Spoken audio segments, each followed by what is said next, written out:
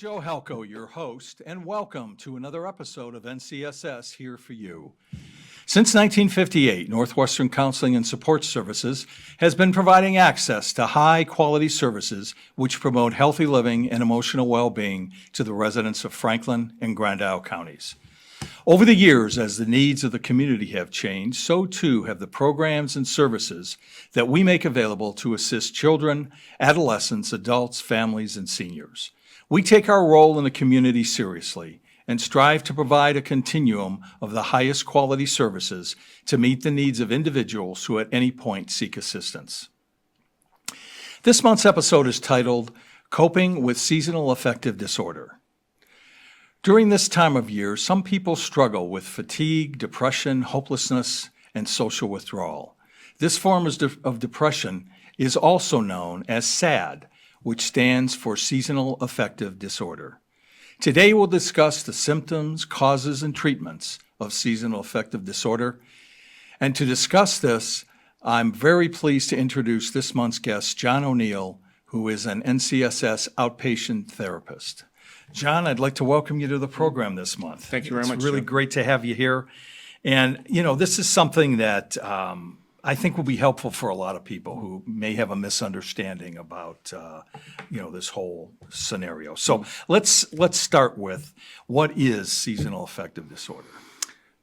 Well, seasonal affective disorder is essentially it's a depressive disorder, and it's not its own diagnosis, but it's sort of a subcategory in the depressive disorders or affective disorders, we call them, a little bit like postpartum depression would be, and so on and so forth. So, so it's a depressive disorder, basically impacting the mood. So what are the signs and symptoms of seasonal affective disorder? Okay. So with seasonal affective disorder, you're going to find symptoms that are consistent with depressive disorder, except for the fact that they take place in a particular season, right? Yeah. So hence the name. So you're going to really find people who are have a difficult time really enjoying things they used to enjoy, being sad, irritable, decreased levels of energy. Focus is a problem. Concentration could be difficult. They could be shameful, feel that they're a disappointment to themselves or their families, and so on. Appetite could be affected, as can sleep as well. So either sleeping far too much, having a difficult time getting to sleep or staying asleep, eating way too much, or a loss of appetite. It's pretty... I think it's probably worthy to say too that I think depression, along with a lot of other emotional challenges, has been sort of colloquialized a little bit. So, depression, I think, in order for it to qualify as a diagnosis, really needs to be have some level of impact on level of functioning consistently over a 2-week period of time. Mm-hmm. So that's so it's not just about having a bad day, or Sure. It's really needs to be kind of sustained. So how is seasonal affective disorder diagnosed? Mm-hmm. So there's a number of screenings that I think a lot of primary care physician offices have adopted. We use it as well, so home health as well. So it's basically an inventory, a screening tool, and it just essentially measures these changes in people's their moods and their basically just looking at the aforementioned symptoms, the anhedonia, the sadness, irritability, and so on. And also, it's important to check in with people who around the very serious subject of suicide too, to see if Yes. people are considering ending their lives or feeling ambivalent about it, and so on and so forth. And that's something that I think a lot of people are very uncomfortable broaching. Sure. So I think it's an important question to ask.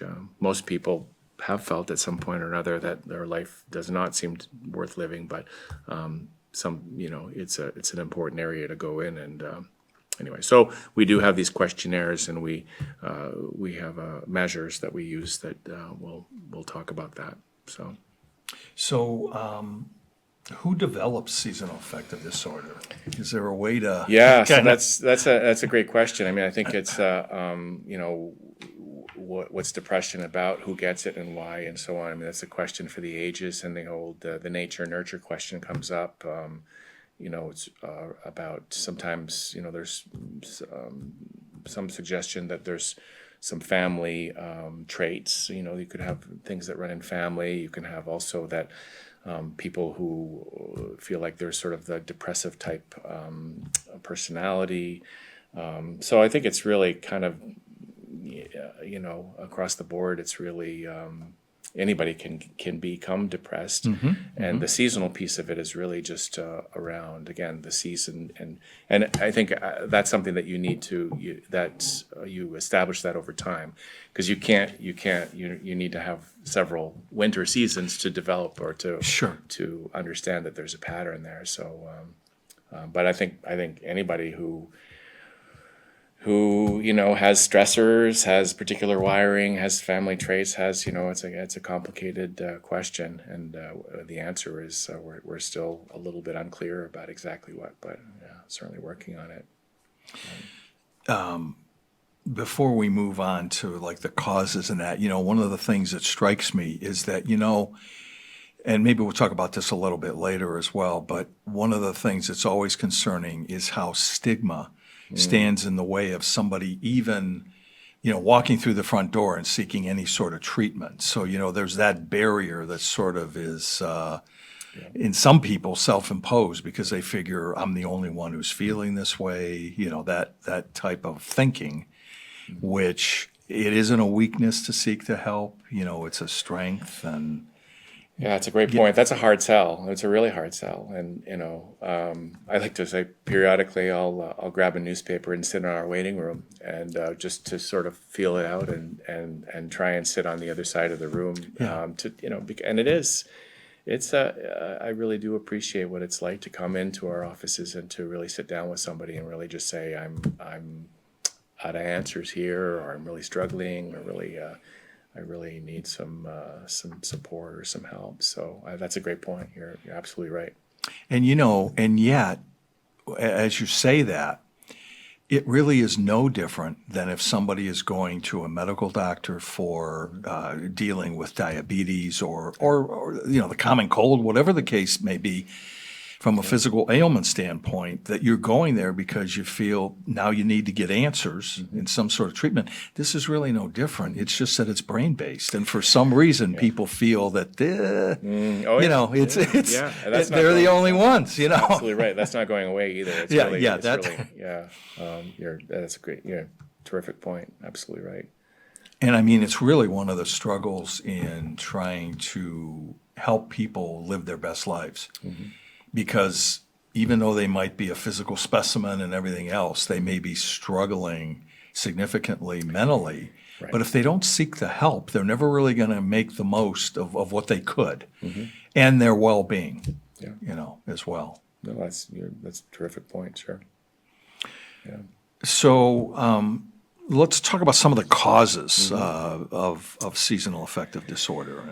Yeah, so that's a great question too. It's a seasonal affective disorder. Again, we talk about depression, and again, what causes it,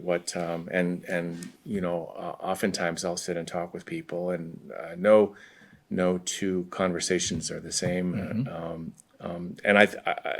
there's a number of things that could go south. I mean, you can imagine, people have issues around, I don't know, if their job isn't going well, their financial situation, you have losses, you have marital or family discord, you have any number of things, and in addition to sort of as I said before, that sometimes family traits or patterns, and we don't know what we're born with, right? With the wiring that we have, or the organic makeup that we have as well. So.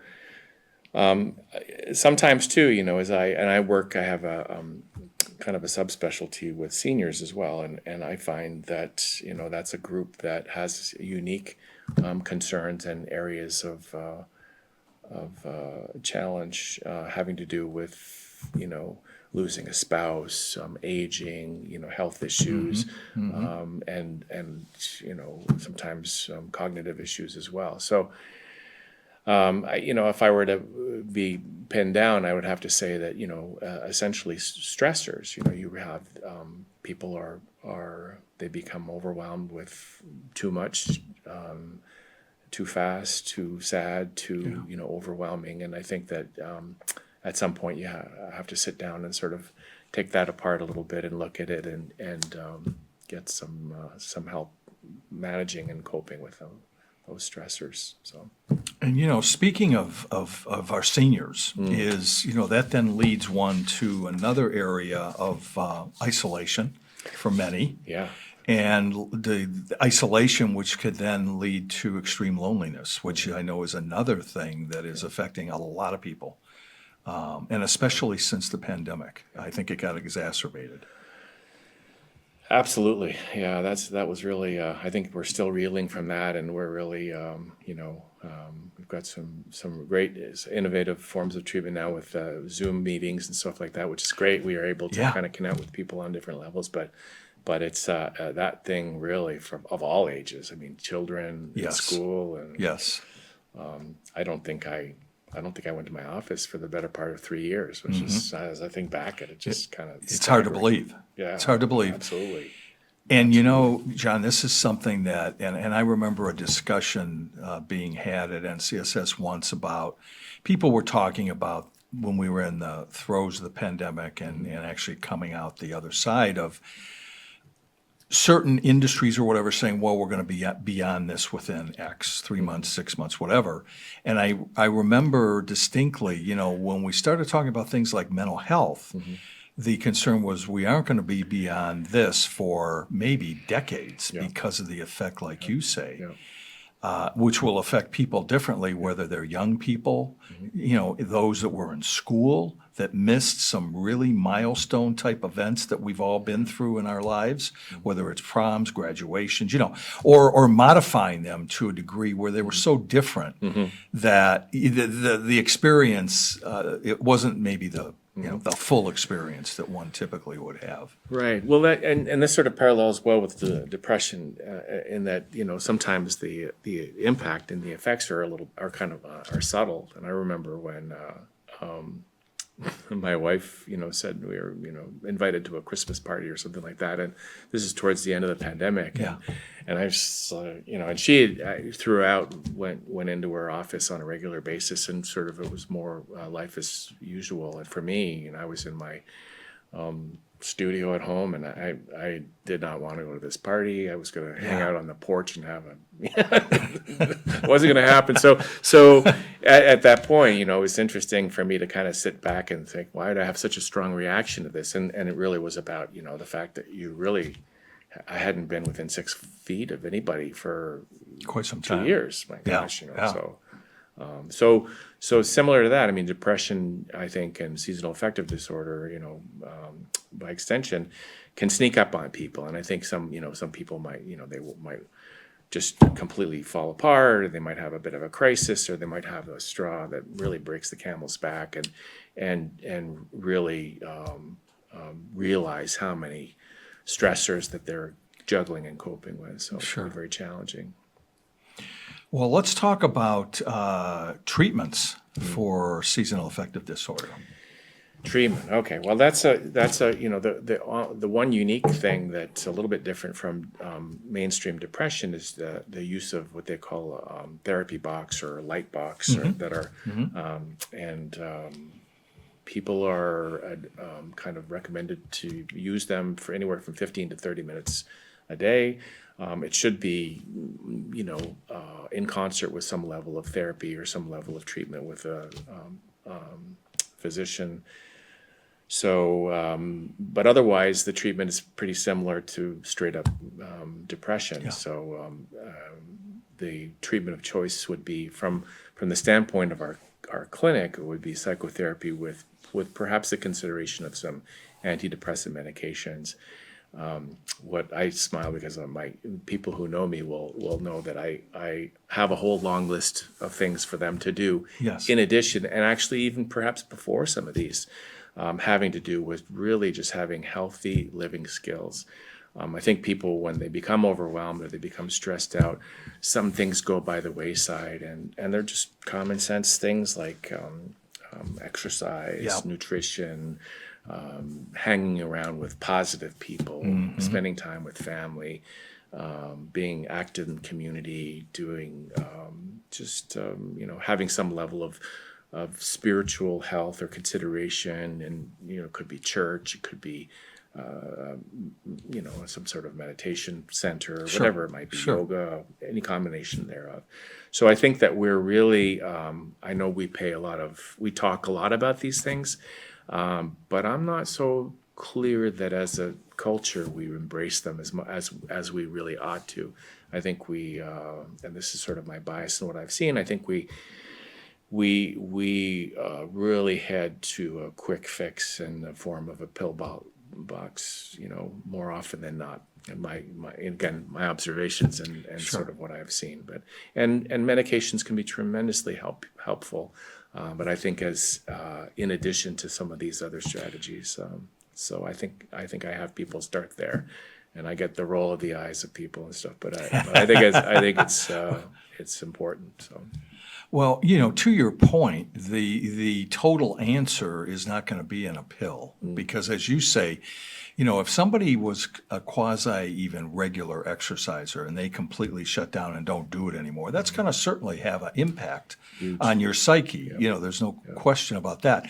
Same thing with nutrition. If somebody was eating, I'm not saying they were eating maybe at an A+ level, but even if they were a C, and now all of a sudden they're an F, that's a huge difference as well. So all of these different dynamics at play, and as you say, and every case is different and individualized. But I think too often you hear people say, "Well, I'll just take a pill," and as you say, you've got to have that in concert with, other treatment modalities to make it effective. Yeah. Well, I think one of the challenges too, is that I have this long list, and it's a lovely thing to say and to think about and so on. But at the same time, when people are depressed, these things are 10 times harder to do. Sure. And I talk to people, and I've heard it said too that you're being depressed is like walking around with your boots full of concrete. It's really, everything takes a much more of an effort, and it's and eating too. I mean, you think about it. If you're down in the dumps, you're going to do some comfort eating. Yep. You're eating comfort food. You're Yep. eating. You're overeating. You're doing whatever it might be while you're not walking, and when you're And it all. you're and not all talking adds to your up. family and so on and so forth. So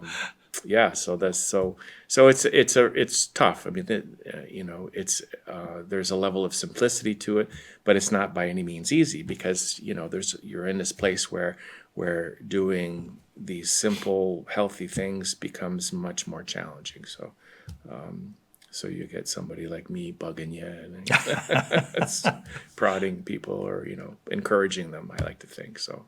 Well, and also, wouldn't it be the longer somebody waits to seek treatment? When you talk about the concrete boots, they're going to be maybe 5 or 10 times harder to move because you're more entrenched. Yeah. That's a great point. I mean, I think too, the stigma, the shame, we get messages all the time about, kind of, why aren't you doing this? Why aren't you here? Why aren't you there? From each other, from Facebook, from social media and so on, about how we're supposed to be, and very little around, real honest exchanges about how hard things can be sometimes, and how really, putting one foot in front of the other can be a real chore sometimes. So, Yeah. There are those who would ask, can seasonal affective disorder be prevented? Well, I sort of would refer back to number 6. So, I mean, I would say too, around just trying to have some level of, healthy habits and really, and I think also too, I'm more and more, one of my tricks these days is to go up to people and ask them to remind me of what their name is, and I say that my hair is all white now and my memory is not as what it used to be. So trying to sort of, I guess the whole point there is to really try and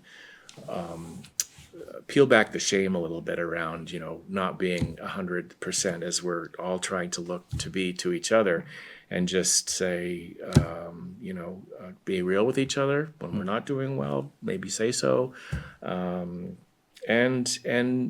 be forgiving of ourselves and other people. I think we're pretty forgiving of each other.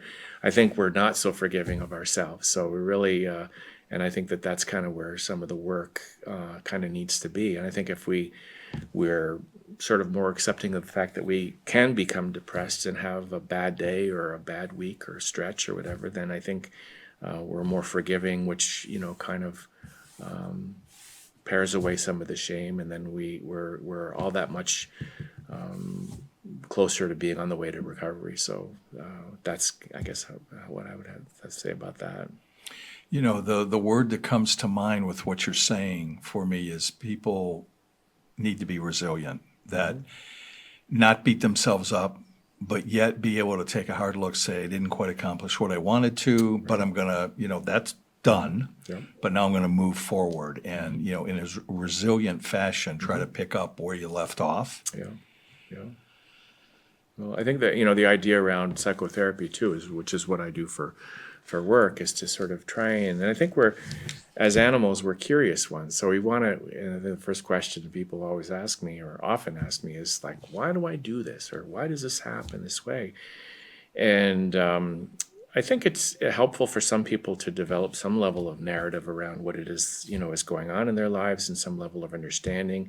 And through the process of talking about it and looking at it, so you're taking it from here out here, and having a conversation and with somebody who's listening and who's giving some level of feedback, so you can better understand kind of what's going on with you. Whereas if it's sort of rattling in there, then I think people tend to retreat and isolate themselves and are prone to suffering on their own, which is it's never a good, never has a really good outcome, I don't think so. So, John, final thoughts on strategies for people that might be struggling with seasonal affective disorder as to what they should be, doing moving forward? I think that the what is very concerning to me is the isolation, or the knee-jerk reaction to people isolating, and I think too. I'm become very excited about doing community work, volunteering. We have a whole host of organizations around where people can put their skills and their energies to use. I think everybody needs to work on some level, and I don't mean having a 9-to-5 grind, but just to contribute in some way, shape, or form, to be out there, to see what you can do to positively impact someone else's life. I think service is a wonderful thing. I really think, and we've gotten away from that. I think, sadly, politically, we've become very divided. COVID has had its impact on folks as well. So I think, one of the things I really was impressed with moving to Vermont was how people looked out for each other, and how and I think we've kind of strayed away from that a little bit for a number of reasons, and legitimate ones. But I think, getting out there and check in on your neighbor, check in, see what you can do that's helpful to other people. Have a frank and honest conversation with people in your lives who care about you and who you care about, and see a doctor or a professional if you need to. And I guess some healthy life habits. I think I'm big on that one too. So. And to circle back is this whole thing about isolation and loneliness, and the fact that, like I say, I really believe since the beginning of the pandemic, that's only become much more in vogue. I don't mean to say in a positive way, for a lot of people, where they don't know how to break away from that. And to your point about maybe volunteering or somehow connecting with people in some fashion is a key. Absolutely. I mean, I do a little bit of outreach work myself, and it's really something when you're there when the Meals on Wheels delivery person shows up, and clearly, in many instances, the person who's having the meal delivered hasn't seen someone for a day or two, and so just a knock at the door and a brief exchange, and absolutely means the world to folks. Senior companions through Age Well. They did a lot of their work over the phone, so a phone call to somebody, and just so again, as you say, the isolation is a very, very concerning piece, and we're in a rural area where it's not easy to get out to see Yeah, folks, yeah. and as people's health gets fragile, you have a pandemic, then they're not down at the local senior center or library or whatever. So. Well, and then the other part of that too, John, is the fact that with everything that's been stated, is that we are, I think, the second oldest state in the United States, Okay. and only continuing that. So the one thing we do know is we continue to age into the senior years as a state. So that's only going to become more predominant as we move forward. Right. Yeah. I mean, that's a whole other episode. Yeah, that is. We have yeah. You're right. Yeah. The demographics are, yeah. Of course, not counting the two of us, of course. Yeah, right. Anyway, yeah. Ageless. And you have to, yeah. And quite frankly, one of the things you have to be able to do, I think, for your own wellness and is be able to laugh at yourself. It starts with that. Oh. And boy, you have to be able to. Oh yeah. Absolutely right. Yeah. And I think that's a good part of trying to be, You're right. Yeah. in a good space. Absolutely right. Yeah. Humor is a tremendous medicine for sure. Yeah.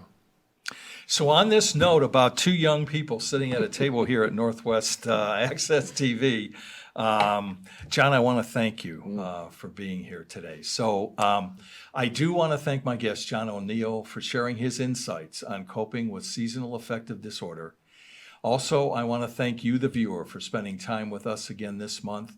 You can learn more about NCSS and all of their programs and services by logging on to ncssinc.org. I'm Joe Halco, and I'll be back next month with another episode of NCSS Here for You.